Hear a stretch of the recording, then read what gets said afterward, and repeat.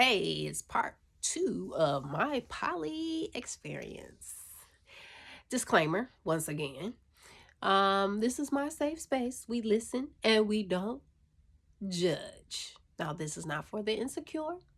This is not for the emotional emotionally immature or the possessive, okay? This is so maybe it is. So why don't you stick around and listen?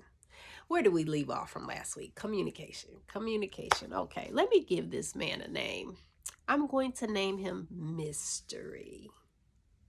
Because he's a mystery to me. Anyway, so Mystery and I would talk every day, throughout the day, either verbally, through text or audio, all of the things. And I would say about half of our communication was sexually motivated, at least by text. It was. And so that was good because that's a part of a relationship. I need to know that about you. And some of the conversations would allude to the size of his package because there were certain things that he said women wouldn't allow him to do, and he never had those experiences because of that. So that just put all types of thoughts in my head, like, geez, oh peace, they wouldn't let you do that. What are you working with? You know what I'm saying? Yeah. Anyway, so I would prolong the second meeting because I didn't know if this relationship was sexually driven or not. So I'm trying to prolong it as much as I can so we can learn more about one another. Yes. But one day he called and he asked if he could come over. It was after class. He was dismissed from his class early, and he wanted to know if he could just come over for a little while, see me, whatever, blah blah blah blah. And plus, he's the type of person where he needs to see you in your element. He needs to see how you live, blah blah blah, so he'll know if he's making the right decision as far as choosing his add-on wife. And so he called me on a good day, and I said yes. He came over. I wasn't home alone. Yeah, he came over, and we had a good time. We had a conversation, and we were affectionate, touchy, feely, whatever. And so he brought up that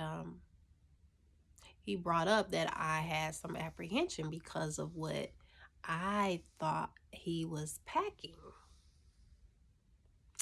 And so he asked me if I wanted to see what he was working with.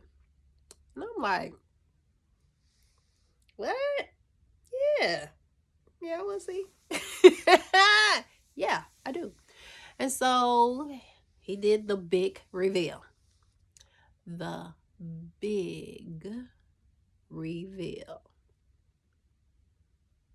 And I knew it. I knew it. Now, to him, it's average ordinary. But yeah, to me, bite size, I'm just a little bitty. I'm just a little bitty person. And all of that he had, I was like, nah, I need to keep everything in one piece. Nope. So, immediately I went on the strike campaign. I'm on strike. If that's what you're thinking, nah. And so, fast forward, a couple of days later, we were on the phone talking, and his wife came into the area he was in. He told her he was talking to me, and then she began to, she joined in the conversation, and her voice seemed like it was so angelic. I think that's what I told her. Yeah, you sound so angelic. And that's because she's so full of love on top of love on top of love, and she is all about happiness. She wants to stay on the happiness trail all the time. Okay.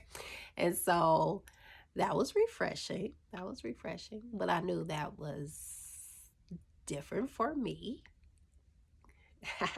Anyway, a few days after that, we had a very good conversation. We had the opportunity to learn more about one another, to see if we connect, if we vibe.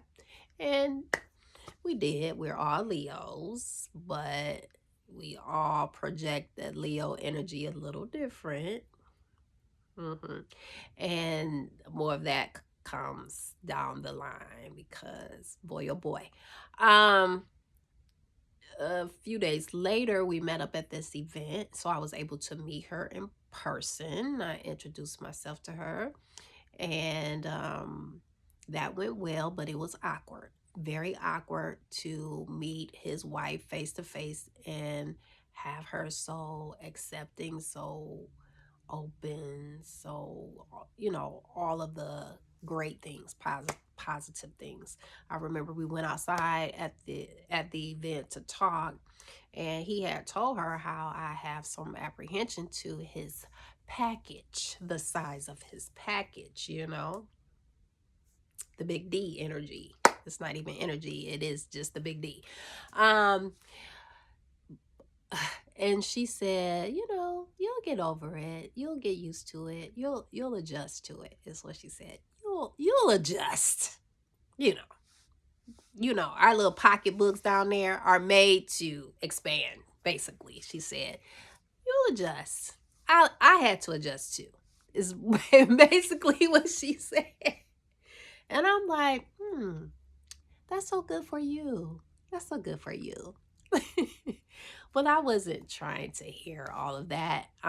Basically, I wanted to see if there was anything more that we could build on in order to connect and see if this would be a good fit for me, right? And for them. But I'm worried about me. And they were worried about them. Let's say that. And some people would think that I'm all for this polygamy thing because of how I approach dating, and that isn't necessarily true. I'm just not the ordinary. I don't go into situations where I'm looking to lock a man down. I've been married already, twice, and almost married a third time. And now look, I've been invited to join a union. So I don't have issues with relationships, getting them. I'm not in a desperation mode or not anything.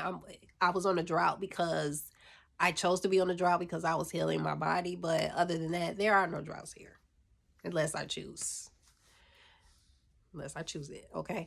And so when I'm dating someone, I'm doing just that, dating.